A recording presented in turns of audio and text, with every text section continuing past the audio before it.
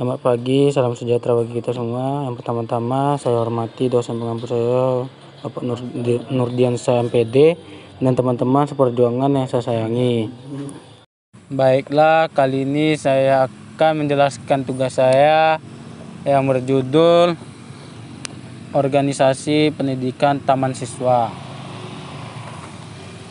Organisasi Taman Siswa merupakan satu dari sekian banyak organisasi yang pernah berdiri pada pergerakan nasional di Indonesia.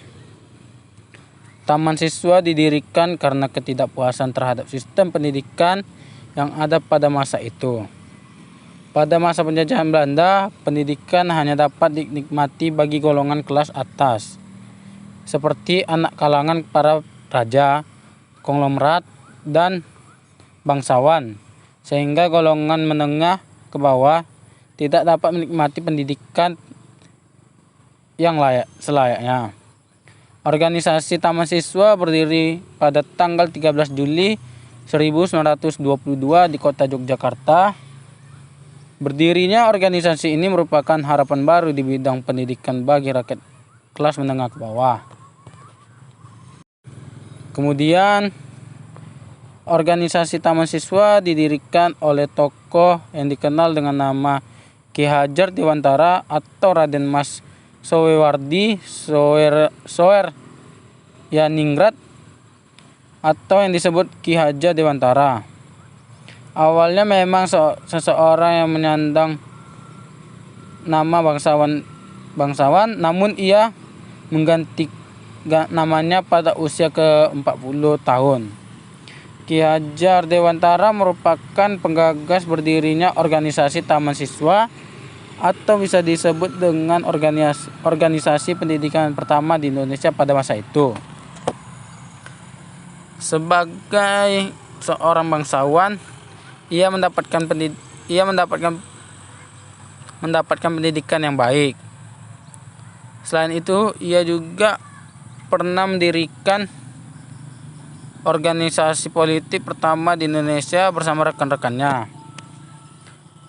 Namun pendirian organisasi tersebut sangat ditentang oleh pemerintah Hindia Belanda, sehingga beberapa tokoh termasuk Ki Hajar Dewantara sempat diasingkan di beberapa daerah.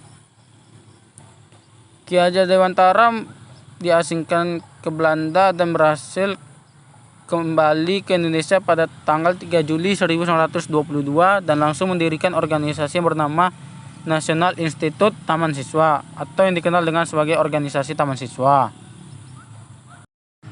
Kemudian tujuan dan perkembangan organisasi Taman Siswa. Pada awalnya organisasi Taman Siswa merupakan perkumpulan rutin yang dilakukan oleh Ki Hajar Dewantara bersama teman-temannya. Pertemuan tersebut dilakukan di halaman rumah Ki Hajar Dewantara atau sekarang merupakan pendopo Taman Siswa di kota Yogyakarta. Dalam sebuah pertemuan, mereka menggagas mengenai pendidikan di Indonesia dan akhirnya lahirlah organisasi pendidikan Taman Siswa. Organisasi Taman Siswa merupakan layanan pendidikan bagi anak-anak remaja maupun dewasa. Kemudian tujuan berdirinya organisasi Taman Siswa yaitu untuk mewujudkan manusia yang merdeka baik lahiriah maupun batiniah. Untuk menjalankan tujuan tersebut, maka organisasi ini berusaha mengenalkan pendidikan di kalangan masyarakat, khususnya masyarakat menengah ke bawah. Organisasi ini memiliki semboyan yang sangat terkenal hingga saat ini.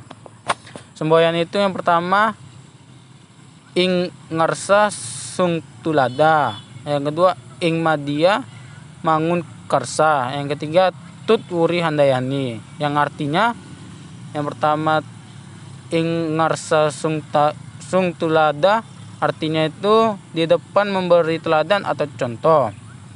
Yang kedua Ing Madia Mangun Karsa, yang artinya di tengah membangun prakarsa atau semangat.